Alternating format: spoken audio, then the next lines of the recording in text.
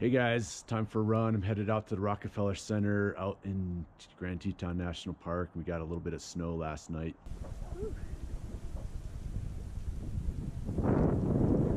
I'm headed to get Margot, my local athlete, and we're gonna have a little training session.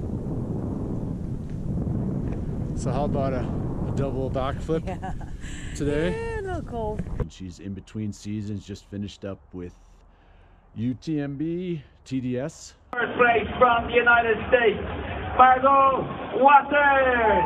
Margot Waters.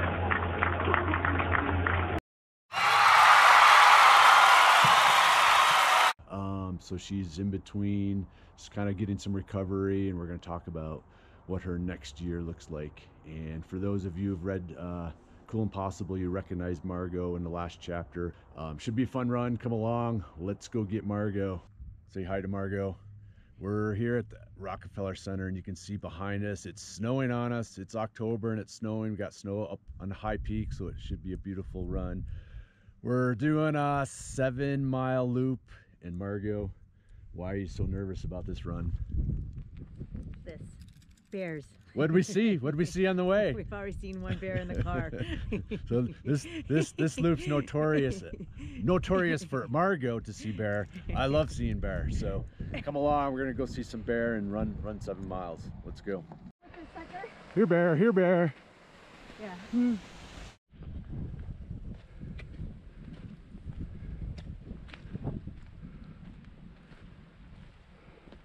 Got a little bit of snow. So how you feeling? How's the legs feel? Good. It's my breath. I'm feeling a little rusty? A little cardio after my break, or while I'm breaking, I should say. Break was good though, huh? Break was good. Yeah. So what are you most excited for next year? To do my first 100. Nice. So you went. Let's do the rundown. So. Okay. Name every distance you've raced. Everything from a 5K to a 200. Go all the way through. 5K, 10K. 20 miler, 25K, 20 miler, 50K, 32 miler, 50 miler, 100K, 72 miles, 78 miles, 230 miles. Stage races? Stage races. How many days? 7 days. Did 3 of those. Did 1 3-day in Patagonia. Adventure races. And not talk triathlon. Oh God.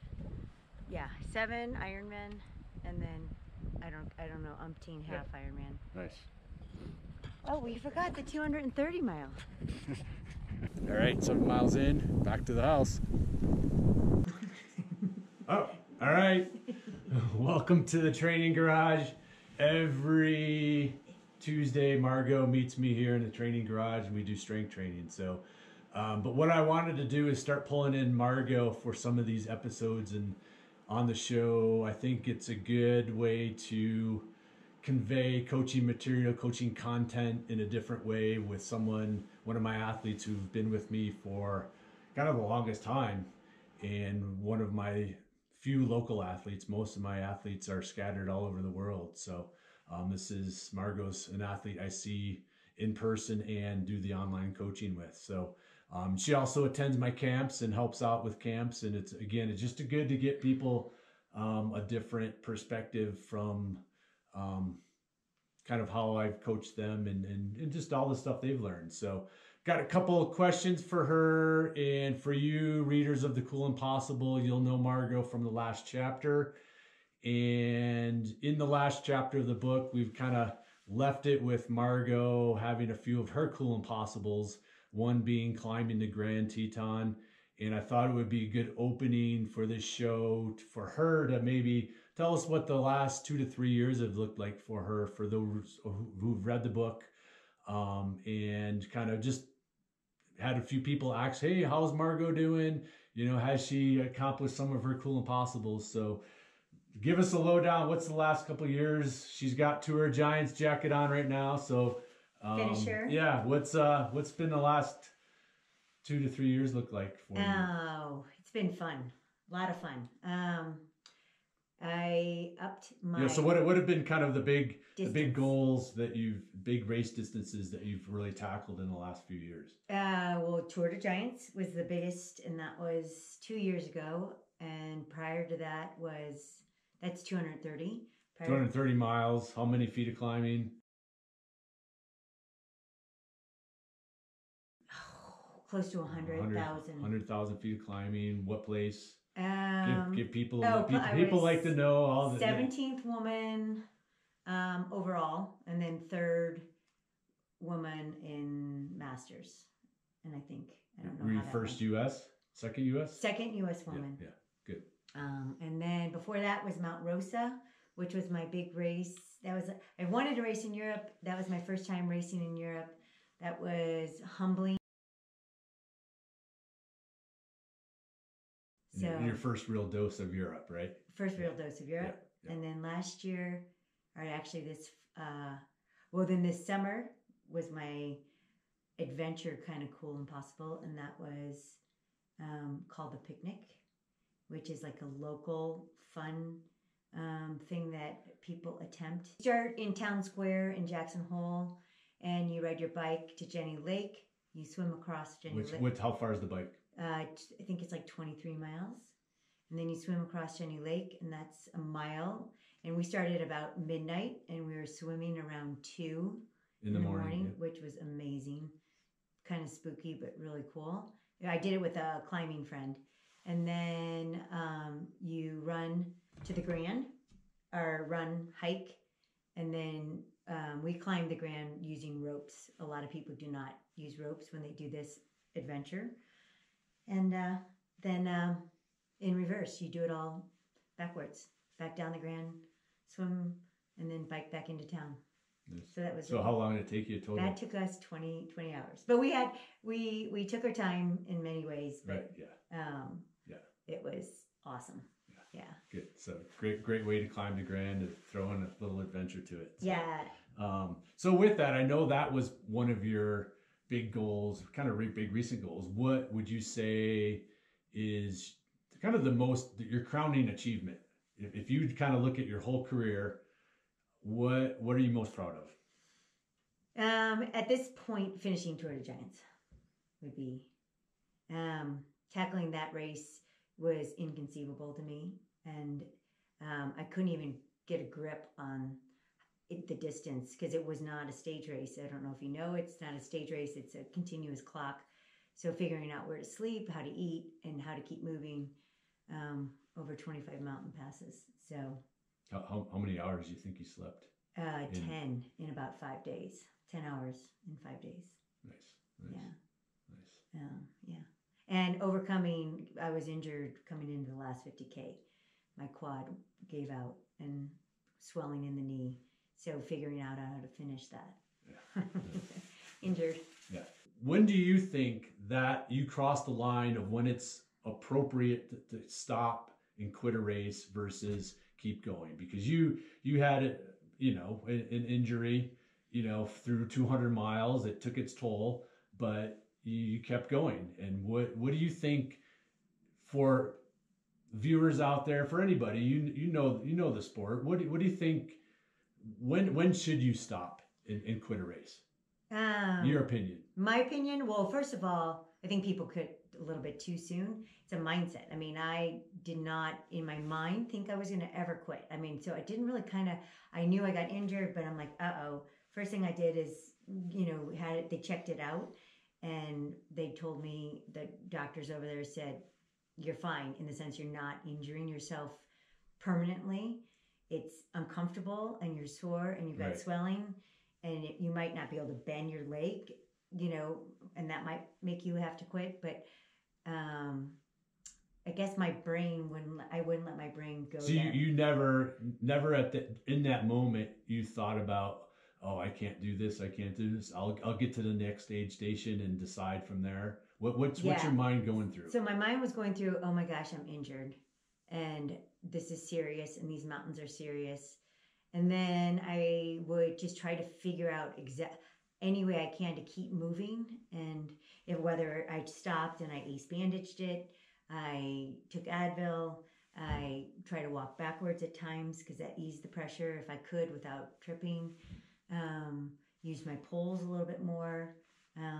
So if the pain and the discomfort didn't change, but if those doctors told you you could do damage to yourself long term, would you have quit, or would that have changed your mindset? That would have changed my mindset. Okay, got it. What is it like to keep getting better and doing well as you get older?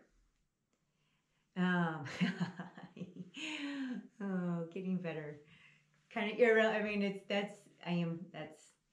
Come on, you still podium. You're still killing it. Yeah, and I'm just so much more relaxed. I don't put that pressure on myself.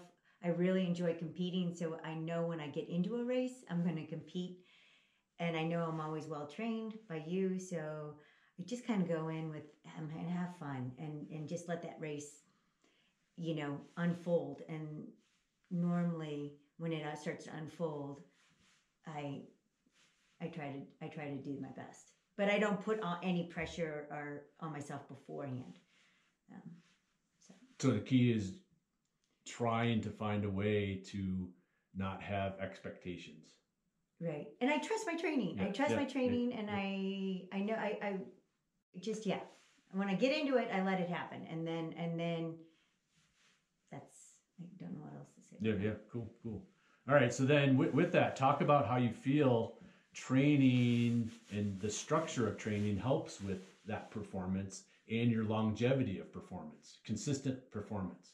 You mentioned that, hey, you trust the training, but how important do you feel it is to have structured training that sometimes isn't always fun, right? But allows you and puts you in that position to trust the training once you get to the race and relax. Right. So, like, working with you has been awesome because we figure out how much structure I need to perform, and then we back off. I'm older now, so I need more time recovering. So we kind of are balancing. So when I do have the structure and when I do push myself in the training, when it's not fun sometimes, but it's quality, and I know that quality will get me to the start line and then to the finish line. So, but I think it's that balance of, and so I think the structure helps because then I'm not thinking to myself, oh, should I be doing this? It takes the guesswork out of it. It takes the guesswork out. We're now planning for 2019 after so many epic bucket list races that you've just really kind of in the last 3 or 4 years really kind of put in that bucket. How do you begin to get excited for a new training season and new races? You've done Tour Giants, you've done UTMB TDS, you've been to Europe, you've done all the kind of epic races in the States, you've done Ironman. How do you continue to get up and get excited about what's next? Yeah, we've talked about this just recently because we're starting to think about that, and I think I let it come organically. I don't try to force it. So after a big race like TDS or something, I take my time and I don't try to force it. It kind of, I let myself have that break and do the other things that I love. And then eventually I love racing and I love running. So all of a sudden I'm starting to look online. I am thinking about signing up for Wasatch, which is in September, but just saw another race that will be in July. I'm not supposed to say. We can edit that because everybody's going to go sign up for it. Sign up is in January. It was something that interests me, and then boom, something comes up, and I never know. Like I didn't know after TDS what I was going to do, and now I'm already excited about a 100-mile race, and potentially. Burro racing. So you're buying an ass. Well, don't call it that. We call it a burro or a donkey. Jack and Jane ass? Jenny or Jack. Jenny. All right. Why are you buying an ass? Oh, my new thought. Well, we have horses, and I love to ride. If I'm not running, I'm in the mountains on my horses. So original thought was for also packing him in, and then maybe potentially racing him. Burro race. Burro race. Bring on Leadville. Yeah, super psyched. You can go win Leadville burro race. So if any of you all have connections, let me know. Right? But yeah. Awesome. And let's finish with, I know what I want to work on this year. What do you think you need to work on this year to keep improving and continue that path of longevity and high performance? Strength. Always. Yep. I know you, but you're probably. Are you talking about like the speed endurance stuff? Well, you know, we laugh about it, but you know, you've done so many different distances up to stage races and 200 miles, but you kind of just leaped over the 100-mile traditional race, and this will be potentially the first year of a traditional 100-mile race. Yeah. You know, what demands do you see with that, knowing you've done more and less of that, and what do you think you need to work on? I probably need to work on running longer, because some of these bigger races I've been doing in Europe, it's a lot more hiking and downhill running. And so it breaks it up, which I really like. And I have a feeling when I'm back here in the States, I think 100 mile is going to be more running time. Sweet. So Good answer. Is that what you were thinking? I know what I'm thinking. I want to hear you. So with that, we're going to end there. Again, I'm going to bring Margot on frequently to add to the show. Hey, throw some questions at the bottom of the video that you have for Margot for next time, and we'll maybe answer some of your questions. So thanks for coming along on the run, and thanks for joining us in the garage, and we'll see you next time.